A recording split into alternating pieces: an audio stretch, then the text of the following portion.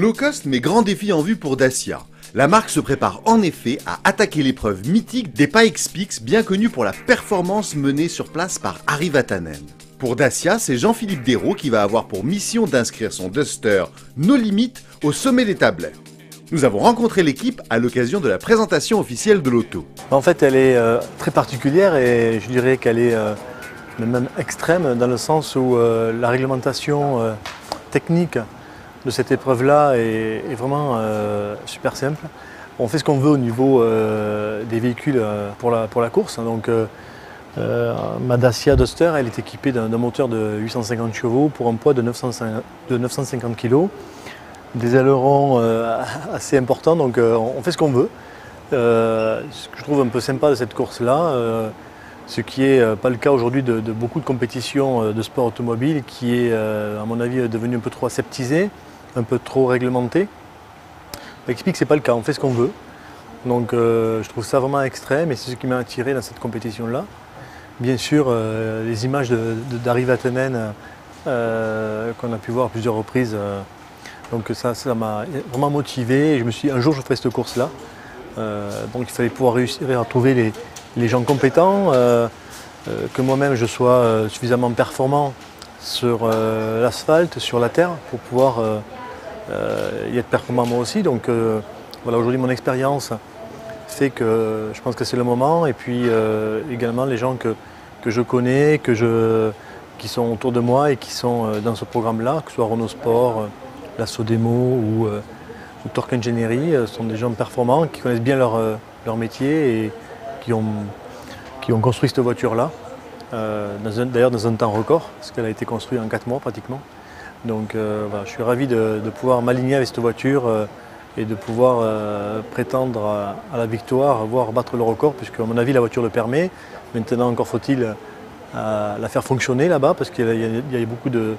la course se fait à une altitude assez haut, puisqu'on est à 4300 mètres à l'arrivée.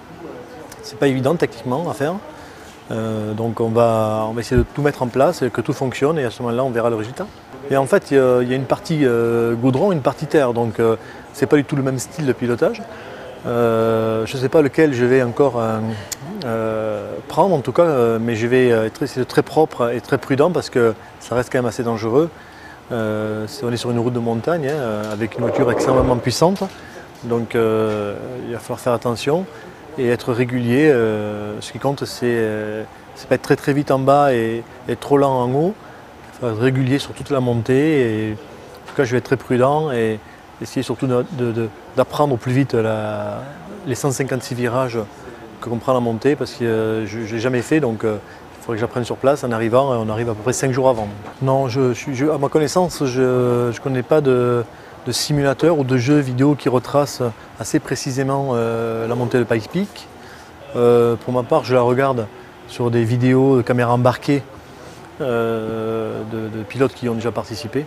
Donc je l'ai appris plus ou moins comme ça. Maintenant, je n'ai pas voulu trop regarder, je préfère la prendre sur place et me rendre compte de moi-même, des distances, des largeurs de la piste. À l'origine, Jean-Philippe est venu me voir en me demandant si j'étais intéressé pour lui faire son bolide pour la montée de Pikes Peak. Évidemment, la réponse a été positive parce que c'est vraiment un challenge très intéressant.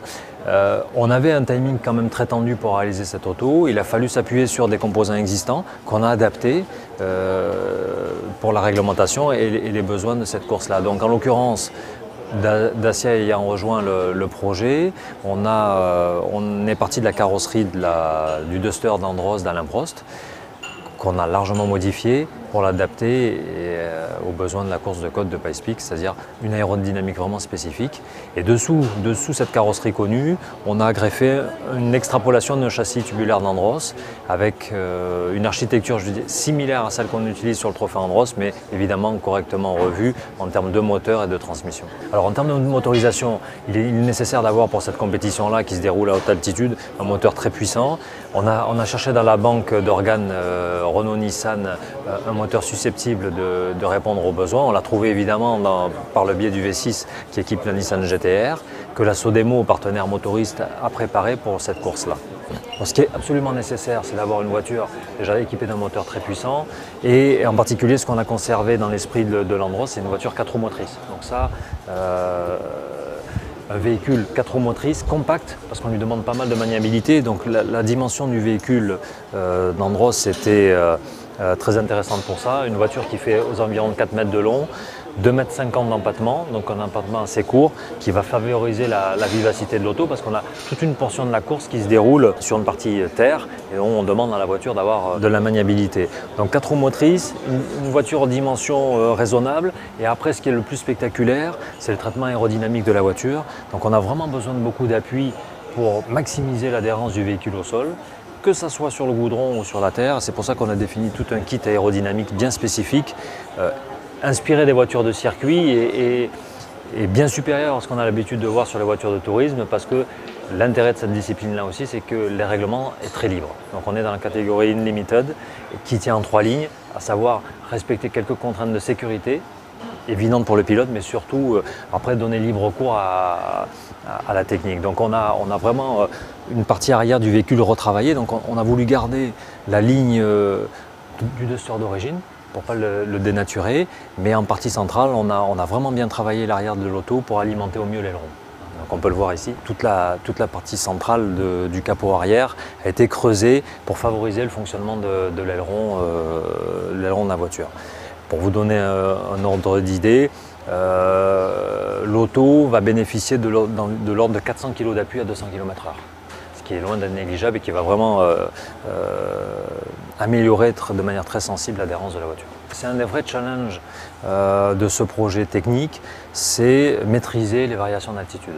Donc avec un moteur atmosphérique sans suralimentation, on peut estimer assez facilement la perte de puissance, déjà à plus de 2000 mètres et jusqu'à 4000 mètres. Donc là aujourd'hui on a greffé sur l'auto un moteur turbo pour essayer de compenser cette perte de puissance. Il y a un gros travail de mise au point qui attend les motoristes sur place, et là la difficulté du projet aussi, c'est que les routes les plus élevées qu'on peut trouver en France ou en Europe, elles sont à 2500 mètres d'altitude, c'est l'altitude de départ de la course. Par contre, on va aller jusqu'à plus de 4000 mètres et donc un gros travail attend les motoristes pour garantir un bon fonctionnement moteur à cette altitude très élevée.